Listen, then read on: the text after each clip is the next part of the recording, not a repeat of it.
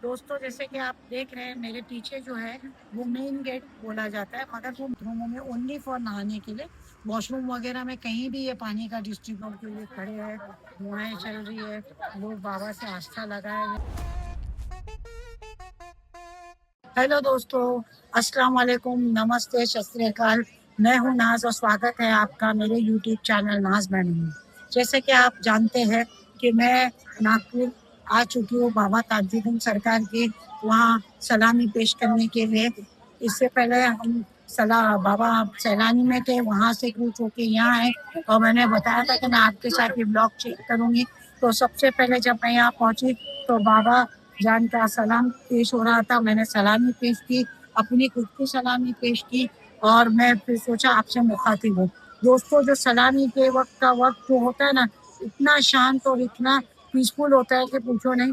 जैसे कि चिड़िया चहकना बंद कर देती, सब कुछ एक मध्यम रेंज पे आके रुक जाता है। लोग एकदम शांति से खड़े रहते हैं। बाबा की सलामी पेश अंदर सलाम गाया जाता है बाबा का, और सलाम पेश होने के बाद में लोग अपनी हाजिरी भी पेश करते हैं। उसके बाद में लोग इधर उधर बैठ के, तो आप देख सकते हैं मेरे साथ कि हर किस्म के हर जगह से लोग आए। कोई हैदराबाद से आया, आंध्र प्रदेश से आया, केरल से आया है, कोई मुस्लिम है, कोई नॉन मुस्लिम है, कोई हिंदू भाई है, कोई पंजाबी है। ये सब अपनी फैमिलीज को लेके आए हुए हैं और अपनी मन्नत मुरादों को पूरा हुआ है। वो अपने चढ़ावे लेके आए, कुछ अपनी मन्नतें रखने के लिए आए। तो आप देख सकते हैं कि इस दरगाह की बड़ी फजीलियत है, बड़ी ही शान और शौकत है, जिसके बारे में और डिटेल में मैं आपसे बात करूंगी। तो मैं आपको दोस्तों, जैसे कि आप देख रहे हैं मेरे पीछे जो है वो मेन गेट बोला जाता है, मगर वो मेन गेट नहीं है। वो मेन गेट सबको लगता है वो मेन गेट है, लेकिन मेन गेट दूसरा है। मैं वो आपको बताऊंगी आगे सफर में। और फिर ये भी बताना चाहूंगी कि वहाँ पे एक उसके राइट बाजू में एक लंगर खाना है, और वो लंगर खाने में आपको बता दूं कि सुबह नाश्ता होता है और रात का खाना जाहिरीन खाते हैं। यहाँ के फकीर आए हुए लोग इसको प्रसाद के तौर पे खाते हैं, नियाज के तौर पे खाते हैं। जो जिसको जरूरत है, जो भूखा है, वो बाबा का लंगर जरूर खाता है। कोई शफा के लिए खाता है, कोई कम पैसे हैं इसके लिए यहाँ से खाना खाता है, मगर बाबा का लंगर चलता रहता है। सुबह नाश्ता मिलता है, रात को खाना मिलता है। बड़े एहतराम से लोगों को बिठाया जाता है, हाजरीन को बिठाया जाता है, खिलाया जाता है, सबको पेट भर के खाना मिलता है। फिर आते हैं दोस्तों, आप ये देख सकते हैं कि उसके बाजू में आपको मस्जिद दिखाई दे रही है।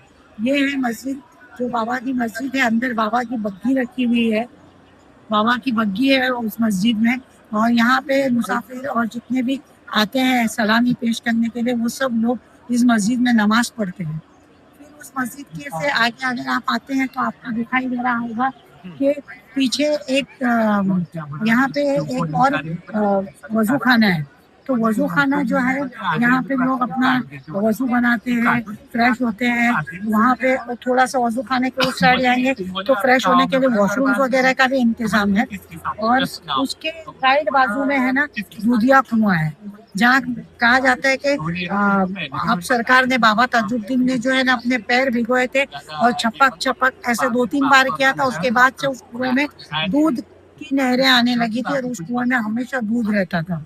तो वो भी आपको मैं और करीब से भी उसको मैं आपको लिया के उस चीज के बारे में डीप में बताऊंगी, वो कुएं के दर्शन कराऊंगी।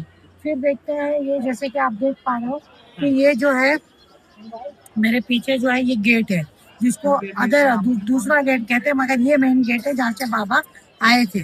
तो ये गेट जो है मेन गेट है, सजा हुआ रहता है जैसे कि ये गेट है वैसे ही। और आपको ये बता दूं कि ये पूरा परिसर जो है ना 40 एकड़ में कवर किया हुआ है। यहाँ पे अलग अलग जगहों पे बहुत सारी चीजें हैं, बहुत सारे आप ये इन्वायरमेंट के आजू बाजू में ये भी देख रहे होंगे कि कितने झाड़ पेड़ लगे हुए हैं, जो इस दरगाह की खूबसूरती को भी बढ़ाते हैं और लोगों को जो है ना एक अच्छा एनवायरनमेंट देते हैं, जिसमें पीस है, जिसमें आदमी ऑक्सीजन ज्यादा से ज्यादा पाता है। ठंडी के दिन है, शाम ढल चुकी है, मगर बाबा के रोशन जमीन और रोशन दरगाह से जरा नहीं लग रहा है कि अंधेरा है। ये तब भी रोशन थे, आज भी रोशन है, और इनकी दुआओं से हमारी जिंदगी भी रोशन होगी। यही दुआ करते हुए मैं आपको आगे और लेते चलती हूँ और चीजें बताने के लिए। चलिए। और दोस्तों, आप देख सकते हैं कि मेरे पीछे उस बड़ी मज़ार के अलावा यहाँ पे 2 छोटी छोटी मज़ारें भी हैं, जो आपके चाहने वाले आपके मुरीदों की है। और अभी आपको चलते चलते आगे बढ़ते हैं दूधी कुएं की तरफ, दूधिया कुएं की तरफ।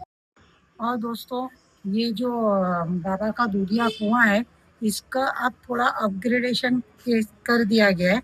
वो पूरा जाली को लॉक करके अब वो सारे जो पानी है उसको पाइपलाइन के थ्रू डिस्ट्रीब्यूशन दिया जाता है। दो बाथरूम बनाए गए, एक पुरुषों के लिए, एक महिलाओं के लिए।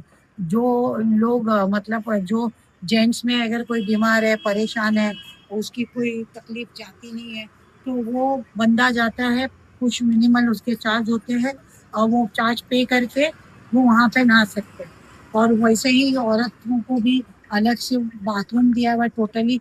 वहाँ पे पाइप के जो पंप के बाबा के कुएं को पानी को खींचा जाता है, नल खोलकर वहाँ पे भी नहाती हैं औरतें भी, जिसको तकलीफ है, किसी किस्म का रोग है, जादू टोना है, प्रॉब्लम्स है, बुरे सपने आते हैं, और ये सब कुछ उन्हें ऐसा फील होता है तो वो नहाते हैं और वहां से उस पानी से शफा होती है।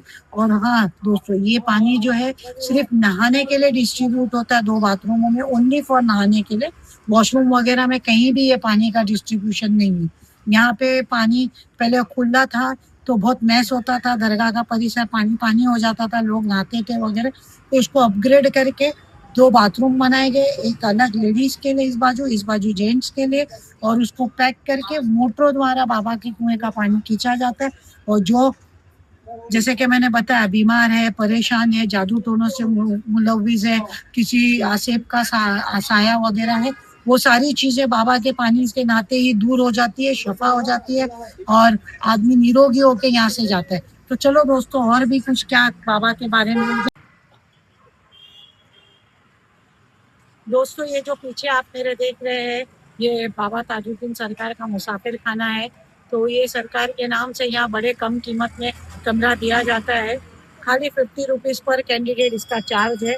और जो बेचारे गरीब है, जो अफोर्ड नहीं कर पाते भारी पैसे इन्वेस्ट करना होटल्स वगैरह में, तो वो इसमें आते हैं, ठहरते हैं बाबा के मोहब्बत में, और रुक कर बाबा की ज़ियारत करके 2-3 दिन में बड़े कम कीमत में अपना ज़ियारत पूरी करके चले आते। और दोस्तों, जैसा कि मैं यहाँ हजरत ताजुद्दीन सरकार पे हूँ, वक्त हो चुका है मगरिब का, और आप पीछे का मंजर देख सकते हैं, कितनी लाइटें लगी हुई है, कितना प्यारा मंजर है।